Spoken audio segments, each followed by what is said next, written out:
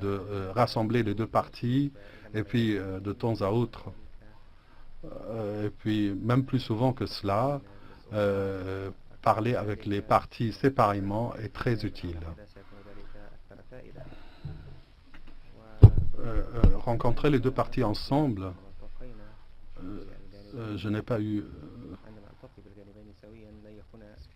l'occasion de discuter avec chaque partie séparément de leur position, de leurs aspirations et de leurs préoccupations aussi. Il est très utile donc de faire cela pendant des réunions séparées et cela a été utile aujourd'hui même. Demain matin, nous allons réunir avec les deux parties ensemble dans la même salle où ils se parlent essentiellement à travers moi et pendant l'après-midi, je vais les rencontrer séparément encore une fois. Durant le matin, nous avons discuté des questions humanitaires. Nous avons parlé longuement de la ville de Homs. Comme vous le savez, le centre-ville est sous siège depuis une période assez longue et j'espère que nous nous approchons d'une solution en faveur des civils en premier lieu. Le gouvernement nous a dit que les enfants et les femmes dans ces endroits, dans le centre-ville ou la vieille ville encerclée, sont les bienvenus d'être évacués immédiatement et que les autres sont aussi à même de partir, mais ils ont besoin d'une liste de noms des personnes concernées. Et nous avons déjà informé donc Damas et nous espérons qu'à partir de demain même, les femmes et les enfants seront à même de quitter le centre-ville de Homs. Et je souhaite également que les autres civils seront capables de quitter dans un bref délai. L'équipe des Nations Unies au pays était en discussion avec le gouverneur de Homs sur les questions de l'assistance humanitaire qui devrait être acheminée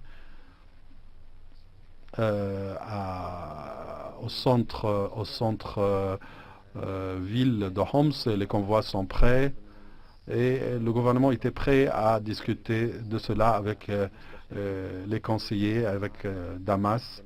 Et encore une fois, nous souhaitons de voir quelque chose de concret se réaliser sur le terrain à partir de demain, lundi.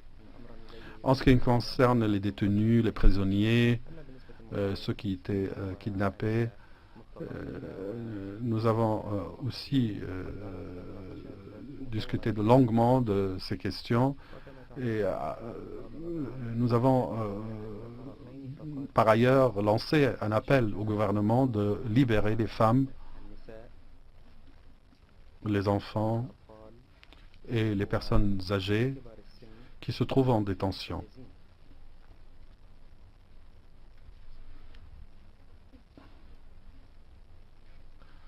Le gouvernement a demandé à l'opposition de leur fournir une liste des personnes qui se trouvent en détention et sous détention donc auprès de différents groupes armés.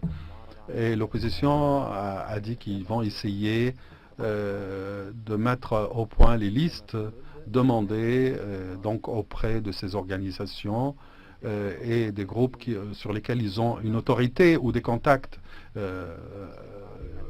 où ils sont en contact avec eux. Et nous espérons que cela va donc se faire bientôt. Voilà brièvement ce qui était donc ce qui s'est passé aujourd'hui. Et je vais répondre 3 questions. Gordon Martin, nous allons commencer avec Gordon Martin. Gonda Martin, African Radio. Gordon Martin. Après ces réunions de face à face, peut-être il est un peu tôt de poser cette question, mais est-ce que vous se sentez sûr ou plus en confiance que cela va mener vers une solution négociée pacifiquement pour la crise syrienne en sa globalité?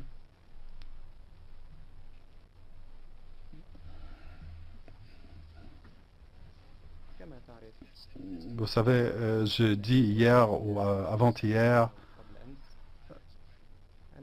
nous menons ce processus les yeux grands ouverts. Il faut dire que c'est extrêmement complexe et difficile. La situation en Syrie s'empire de jour au lendemain et c'est ce que nous voyons sur le terrain. Donc, de faire sortir la Syrie du trou où il se trouve, cela va prendre du temps. Et par conséquent, j'ai dit à ceux avec qui on a discuté que j'étais accusé souvent d'être trop lent. Mais être lent, peut-être, c'est la meilleure façon d'avancer rapidement que de se précipiter dans sa démarche. Si vous courez, il se peut que vous allez gagner 1 heure et perdre 1 semaine. Nous avançons lentement et j'espère que nous allons continuer à avancer lentement. Et jusqu'à maintenant, le processus avance, mais il est trop tôt pour en juger. Habib, vous pouvez parler dans le micro.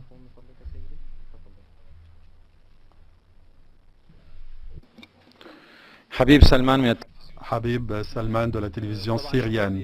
Merci aux efforts de M. El-Brahimi pour trouver une solution à la crise et nous, en Syrie, nous appelons ça une agression. M. El-Brahimi, vous avez évoqué l'assistance humanitaire. Comment cette assistance va être acheminée alors que les routes sont piégées et sous des tirs de feu? Vous avez parlé des détenus et des prisonniers. Nous avons un collègue, Mohamed Saïd, de la télévision syrienne. Est-ce qu'il va retourner? L'opposition parle sans ces listes. Comment ils évoquent donc ces chiffres qu'on entend partout dans les médias? Merci.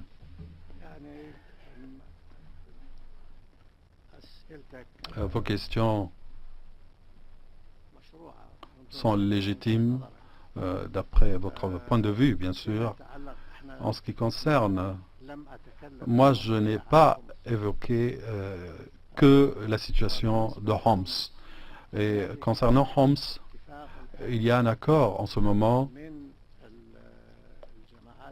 de la part des groupes armés à l'intérieur qu'ils ne vont pas attaquer les convois qui vont rentrer à Homs. Mais en ce qui concerne les autres régions, vous avez tout à fait raison. Il y a beaucoup de problèmes, énormément de problèmes, et nos collègues aux Nations Unies, de la Croix-Rouge et des autres organisations et de groupes de la société civile qui travaillent dans ce domaine en Syrie et internationalement trouvent beaucoup de problèmes quand ils essayent de travailler dans ce domaine. En ce qui concerne les listes, je ne sais pas quels sont les chiffres dont vous parlez. Les collègues de l'opposition, ils ont dit qu'ils vont rassembler des listes de noms de la part des groupes différents, parce que nous savons qu'il y a des groupes différents. Donc ils vont faire un effort pour cela. Merci. Hero.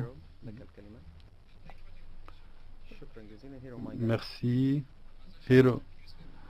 Je représente un organe de presse japonais ici à Genève. Vous avez dit que les civils, les femmes et les enfants, peut-être ils vont quitter les régions encerclées à partir de demain. Mais pourquoi le gouvernement syrien vous demande à vous de fournir des listes? Quelle est la raison pour cette demande? En deuxième lieu, vous avez dit qu'avancer lentement, c'est mieux. Est-ce que vous avez une idée des délais de ce processus en sa globalité? Merci, j'étais très clair. J'ai dit que le gouvernement a dit que les femmes et les enfants peuvent quitter à n'importe quel moment à partir de maintenant. Je n'ai pas dit qu'ils sont en train de quitter ou ils vont quitter. C'est ce qu'a dit le gouvernement, à savoir que les enfants et les femmes sont à même de quitter le centre-ville de Homs quand ils le veulent. Le gouvernement demande une liste de ces villes pour s'assurer qu'ils sont des civils et non pas des personnes armées. Sur un calendrier ou un délai, les délais du processus. Je n'ai pas dit qu'avancer lentement, c'est quelque chose de formidable. C'est ce que j'ai dit, qu'il faut faire attention. Et il ne faut pas essayer de courir avant de savoir marcher. Et maintenant, nous sommes en train d'apprendre comment marcher dans ce processus. Calendrier, des délais, c'est trop tôt pour parler de ça. Notre délai, c'est demain maintenant. Télévision de Dubaï, Mohamed Moussi, télévision de Dubaï. Vous avez dit que les convois d'assistance vont se diriger vers Homs demain lundi, alors que le ministre de l'Information syrien, Azorbi, a dit qu'ils ne vont pas permettre à aucun convoi sans se mettre d'accord sur les arrangements et les garanties pour ne pas voir ces convois attaqués. L'opposition a dit qu'ils vont garantir la sécurité. Est-ce qu'il y a des garanties de deux parties pour sécuriser les routes de ces convois? Deuxième question, vous allez commencer donc les négociations politiques. L'objectif essentiel de cette conférence, ces négociations vont être directes ou séparées et le but est le transfert du pouvoir comme c'était décidé lors de Genève 1. Merci. Les convois vont commencer. Je n'ai pas dit ça. Nous espérons, nous souhaitons que ces convois soient capables de se diriger vers le centre-ville de Homs demain et que les personnes armées au centre-ville ont dit qu'ils ne vont pas attaquer les convois qui se dirigent vers le centre-ville.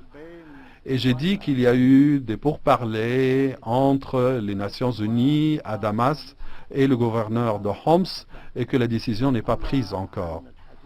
En ce qui concerne ce qui va se passer demain, il faut nous attendre pour qu'on soit demain à la réunion pour raconter par la suite ce qui se passe. Johnson Fellow de l'AFP, la ville de Srebrenica en Bosnie a tombé et les listes de noms a permis arrêter les personnes qui se trouvent sur ces listes et les tuer. Vous ne craignez pas que cette situation à Srebrenica se répète encore une fois quand on fournit ces listes au gouvernement? Non, on n'a pas ces craintes. Des choses horribles se déroulent en Syrie et nous voulons pas quelque chose comme Srebrenica d'avoir lieu en plus de cela en Syrie. Le monsieur là, deux questions encore. La chaîne de Sama syrienne, monsieur Faras Mandini. Monsieur, vous pouvez nous dire l'humeur des deux délégations? Est-ce qu'il y a une sorte d'impatience? Est-ce qu'il y a un désir de poursuivre des deux parties? Je suis satisfait, en fait. Il y a un respect mutuel en général. Il y a une conscience que cette tentative est importante et qu'elle devrait se poursuivre. Et nous souhaitons que cette humeur, ce mood va se poursuivre et que nous allons avancer petit à petit. Madame au milieu. Merci.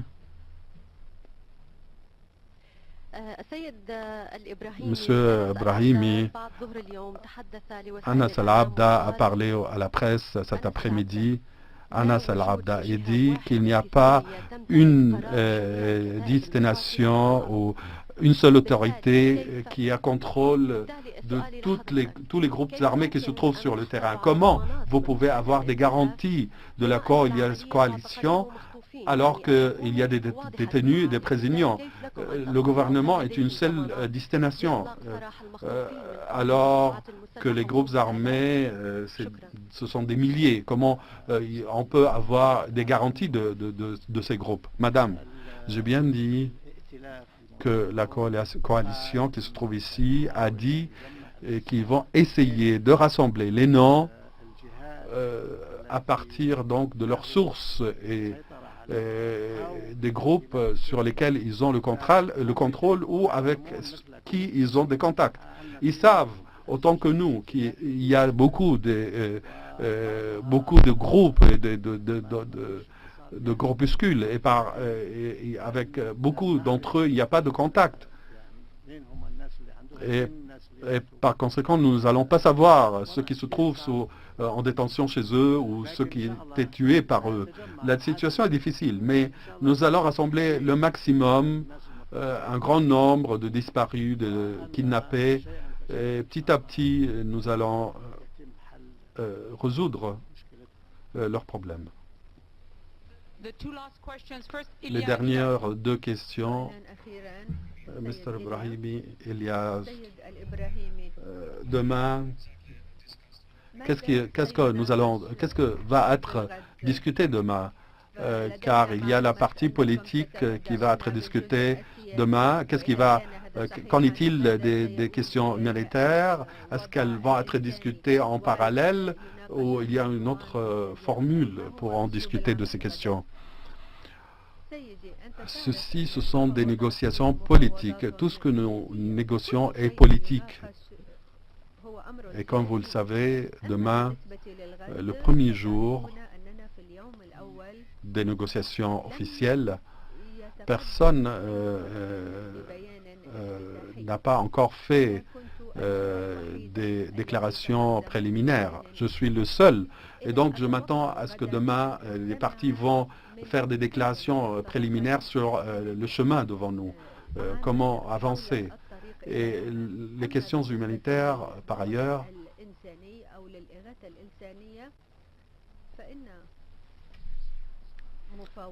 nos négociations, donc, ne sont pas les lieux où les questions humanitaires puissent être discutées. Mais nous avons tous senti, et les deux parties ont senti que nous ne pouvons pas commencer à négocier l'aspect politique concernant la Syrie sans évoquer l'aspect humanitaire, la situation humanitaire qui est très mauvaise. Monsieur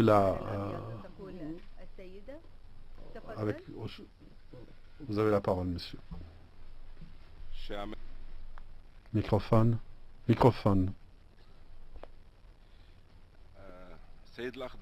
Monsieur Lardar, Samer Youssef, Radio Sham FM.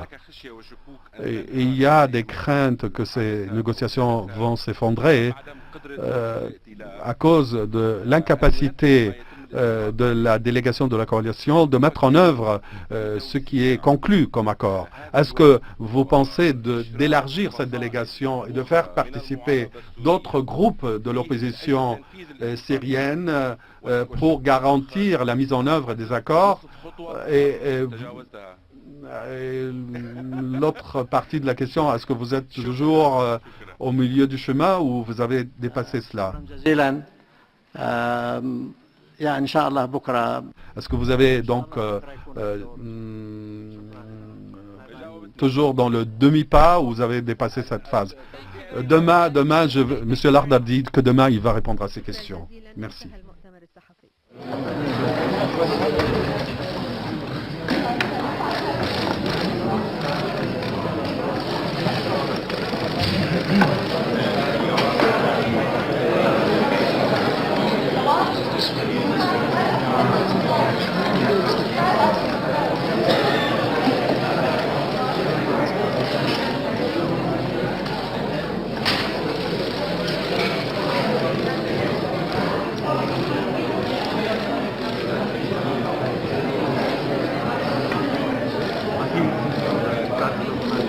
pris